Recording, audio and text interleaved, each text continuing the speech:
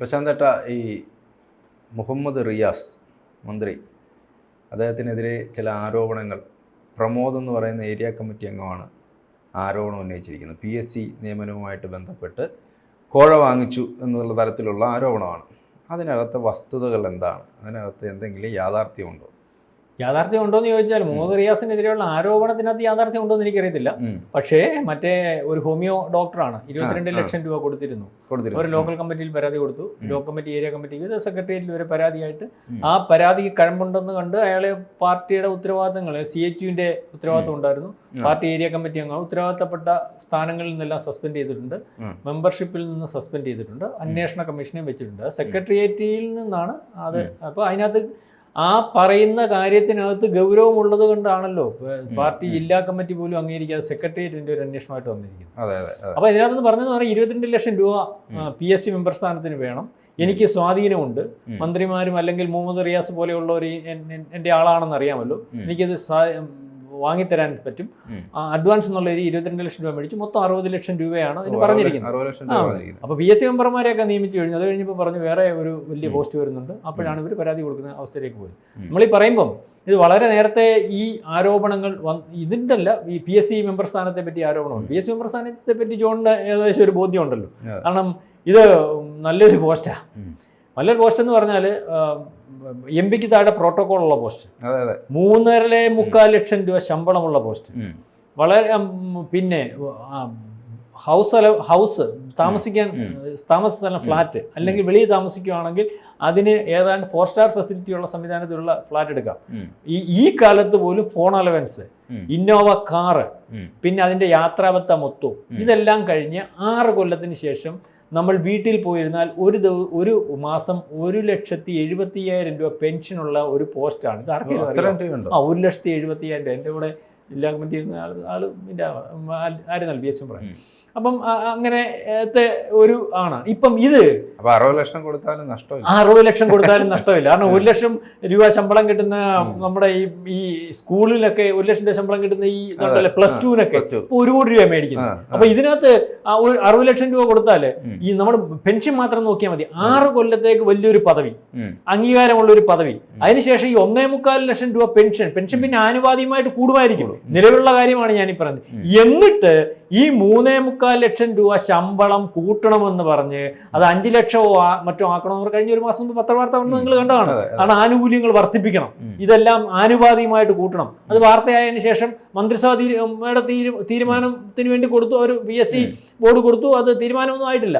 അത് വാർത്തയായതുകൊണ്ട് മാറ്റി വെച്ചിരിക്കുകയാണ്.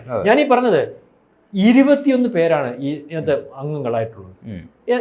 അത് കേരളത്തില് 3 കോടി അല്ലെങ്കിൽ 3.5 കോടി ജനമുള്ളിടത്ത് 21 PSC മെമ്പർമാരാണ്. ഇതിനകത്ത് പ്രതിപക്ഷത്തിനും ആക്ഷേപമില്ല, ഭരണപക്ഷത്തിനും ആക്ഷേപമില്ല. ജോണതാണ് ശ്രദ്ധിക്കേണ്ടത്. കാരണം ഇവിടെ 2 പേരുടെ ആൾക്കാരുണ്ട്. കാരണം ഇത് 6 കൊല്ലത്തേക്കാണ് വരുന്നത്. ഇവിടെ സംഭവിച്ചുകൊണ്ടിരിക്കുന്നതെന്ന് പറഞ്ഞാൽ വളരെ ഇപ്പൊ കാണല്ലോ 10 കൊല്ലം കൊണ്ട് CPM ഭരിക്കുന്നത്. അതിനുശേഷം 5 കൊല്ലം UDF, 5 കൊല്ലം LDF, 5 കൊല്ലം UDF, 5 കൊല്ലം LDF. അപ്പൊ ഇവർ 2 പേരും ഭരണത്തിൽ വരുന്ന സമയത്ത് ഒഴിവുകൾ വരുമ്പോൾ ചിലപ്പം UDF അധികാരത്തിൽ ഇരിക്കുമ്പോഴായിരിക്കും ഒരു 4-5 ഒഴിവ് വരുന്നത്. അപ്പൊ UDF പ്രതിനിധികളെ അവർക്ക് കയറ്റാൻ പറ്റും, അല്ലെങ്കിൽ അവരുടെ ഘടകകക്ഷികൾ കൊടുത്ത് അവരെ കയറ്റാൻ പറ്റും. LDF അധികാരത്തിൽ വരുമ്പോഴായിരിക്കും ബാക്കി വരുന്നത്. അപ്പൊ ഇവരുടെ 2 പേരുടെയും ആൾക്കാർ, പാർട്ടിയുടെ ആൾക്കാർ ഇതിനകത്ത് കയറുന്നുണ്ട്. അതുകൊണ്ട് ഇതിനകത്തൊരു ശമ്പള വർധനവിനോ അല്ല വണ്ടിയുടെ ഡീസലിന്റെ ചാർജ് കൂട്ടുന്നതിനോ ഫോൺ അലവൻസ് കൂട്ടുന്നതിനോ ആനുകൂല്യങ്ങൾ വർദ്ധിപ്പിക്കുന്നതിനോ ഇവർ കാണിക്കുന്ന അഴിമതിക്കോ ഒന്നും ഈ 2 കൂട്ടരും പരാതി വെളിയിൽ പറയാത്ത ഒരു അവസ്ഥ. ഇപ്പൊ തന്നെ ഈ പരാതിയും പ്രതിപക്ഷ നേതാവൊക്കെ വളരെ ബുദ്ധിമുട്ടിയായിട്ട് എടുത്തിരിക്കുന്നത്. ഈ പരാതി അവിടുത്തെ കോഴിക്കോട് ജില്ലയിലെ പാർട്ടിക്കാർ തമ്മിലുള്ള പ്രശ്നമായിട്ട് മാറിയിട്ട് അവിടുത്തെ DCC പ്രസിഡന്റ് മൊത്തം ആരോപണമായിട്ട് നിൽക്കുന്നു. അപ്പൊ പാർട്ടിക്കെതിരെയുള്ള അവർക്കിനകത്ത് PSC മെമ്പർ സ്ഥാനമൊന്നും കിട്ടില്ല. കാരണം അവരുടെ കയ്യിൽ കൂടെ പോകുന്നുമില്ലല്ലോ, അല്ലെങ്കിൽ കോൺഗ്രസ്. അപ്പൊ ഈ രീതിയിലുള്ളവരാണോ ഞാനീ പറഞ്ഞത്? വളരെ കൃത്യമായിട്ട് ഇതേ രീതിയിൽ ഇവിടെ ഇതിന്റെ കാര്യം എന്തോ അല്ല, ഇതിനകത്ത് വെക്കുന്ന ആൾക്കാർക്ക് നിങ്ങൾ അത് പരിശോധിക്കേണ്ടതായിട്ടുണ്ട്. ആരെ PSC മെമ്പറായിട്ട് വയ്ക്കാം? ഒരു വിദ്യാഭ്യാസ യോഗ്യതയില്ല, ഒരു വിദ്യാഭ്യാസ യോഗ്യതയില്ല. നിങ്ങൾ 10ാം ക്ലാസ് പാസ്സാവണമെന്ന് പോലും എന്ന് പറഞ്ഞിട്ടില്ല. മനസ്സിലാവുന്നുണ്ട്? ഏതെങ്കിലും രാഷ്ട്രീയ ഈ കഴിഞ്ഞ പ്രാവശ്യം NCP വന്നപ്പോൾ ഒരു സ്ത്രീ, ഞാൻ അവരുടെ പേര് പറയുന്നില്ല, ആക്ഷേപം നിങ്ങൾക്ക് അറിയാമല്ലോ, NCP 50 ലക്ഷം രൂപ മേടിച്ചിട്ടാണ് ഒരു സ്ത്രീക്ക് ഇത് വിറ്റതെന്ന് പറഞ്ഞുണ്ട്. മാത്യു ടി തോമസിന് വളരെ കാലം മുമ്പ് PSC മെമ്പർ സ്ഥാനം കൊടുത്തു. പോസ്റ്റ് ഇച്ചിരിയുള്ള പാർട്ടിയാണ്. കാരണം ഈ സാധാരണ ഈ ചെറുകിട പാർട്ടികൾക്ക് അവർക്ക് മന്ത്രിസ്ഥാനമൊക്കെ കൊടുക്കാത്ത, അല്ലെ ഒരു മന്ത്രിയൊക്കെ കൊടുത്തിട്ട് ബാക്കി 2 PSC മെമ്പർ, 2 ഗുരുവായൂർ ദേവസ്വം, 2 ആലോചിച്ച് കോർപ്പറേഷന്റെ ചെയർമാൻ, ഇതൊക്കെ വീതം വെച്ച് കൊടുക്കുന്നത്. അതൊക്കെ ഈ വെളിയിലുള്ള സ്ഥാനം പിടിച്ചവർക്ക് സാധാരണക്കാർക്ക് ഒന്നും അറിയില്ല, പാർട്ടിക്കാർക്ക് അറിയാം. അപ്പം PSC മെമ്പർ സ്ഥാനം അനുവദിച്ചു കൊടുത്തിരിക്കുന്ന മാത്യു ടി തോമസിന്റെ അറിയാമല്ലോ, ജനതാദളിന്റെ അവർ ഇതുവരെ ആളിനെ വെച്ചിട്ടില്ല. കാരണം ഇതിനകത്ത് ആരെ വെക്കും, ആരെ വെച്ചാൽ എന്തെങ്കിലും കിട്ടും, അല്ലെങ്കിൽ ആരുടെ കയ്യിൽ നിന്ന് മേടിച്ച് ഒരുത്തൻ ഇത് തരാൻ വരുന്ന ഒരാൾ ഇതിനായിട്ട് വരണമല്ലോ, അതിന് ബാക്കിയുള്ളവരൊന്നും അറിയാതെ മേടിക്കണമല്ലോ, അല്ലെങ്കിൽ അവർക്കെല്ലാം കൂടെ ഈ മാതിരിയുള്ള തർക്കങ്ങൾ കൊണ്ടാണ് PSC മെമ്പർ സ്ഥാനം അവിടെ നിൽക്കുക. ആളിനെ നിയമിച്ചിട്ടില്ല. അതുപോലെ അദ്ദേഹത്തിന് ഗുരുവായൂർ അത് മെമ്പർ സ്ഥാനം കൊടുത്തിട്ടുണ്ട്, അതിനും ആളിനെ നിയമിച്ചിട്ടില്ല. കാരണം ഇത്തരത്തിൽ വളരെ കൃത്യമായിട്ടുള്ള അഴിമതി ഈ നടക്കുമ്പോൾ അത് നിഷ്പക്ഷമായിട്ട് ചർച്ച ചെയ്യുന്നതിന് പ്രതിപക്ഷവും തയ്യാറല്ല. പ്രതിപക്ഷത്തിനകത്ത് ഇൻവോൾവ്, ഇപ്പം MLA-മാരുടെ ശമ്പളം കൂട്ടുന്നു, ഭരണപക്ഷത്തിനും പ്രതിപക്ഷത്തിനും ഒരു ആക്ഷേപമില്ലല്ലോ.